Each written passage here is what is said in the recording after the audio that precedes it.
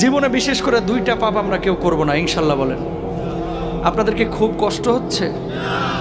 দুইটা পাপ জীবনে করবেন না, সবাইকে অঙ্গীকার করতে হবে আজকে। কয়টা? শুনেন, আপনি এক ওয়াক্ত নামাজ পড়েন নাই, আল্লাহ চাইলে মাফ করে দিবে।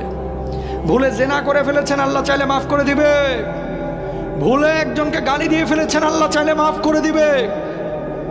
ভুলে ফজরের নামাজে জাগতে পারেন নাই বা ইচ্ছে করে জাগেন না, একদিন আল্লাহ চাইলে মাফ করে দিবে। রোজা একটা করেন না, আল্লাহ চাইলে মাফ করে দিবে। দুইটা গুনাহ এমন আছে যেটা আল্লাহ কখনো মাফ করবে না। কয়টা? এক নাম্বার হচ্ছে বান্দার হক নষ্ট করা, দুই নাম্বার হচ্ছে শিরিক করা। প্রিয় ভাইরা আমার, কলিজার টুকরা আমার, খবরদার, ভাইয়ের সম্পদ হয়ে ভাইয়ের সম্পদ নষ্ট করেন না, ভাই হয়ে ভাইয়ের সম্পদ নষ্ট করেন না, ভাই হয়ে বোনের সম্পদ মেরে দিয়েন না, আরেকজনের হক নষ্ট করে আরেকজনের জমি দখল করেন না। আল্লাহর কসম করে বলে, কিয়ামতের ময়দানে আপনি মাপ পাবেন না। বিশ্বনবী বসে আছেন এইভাবে, আল্লাহ নবীর কাছে একজন সাহাবীর লাশ আনা হলো। নবীজিকে বলা হলো, নবীজি তার জানাজার নামাজটা পড়ায় দেন। আল্লাহ নবী বললেন, না, তার জানাজার নামাজ আমি পড়াবো না। সাহাবীরা বললেন, নবীজি কেন তার জানাজার নামাজ আপনি পড়াবেন না?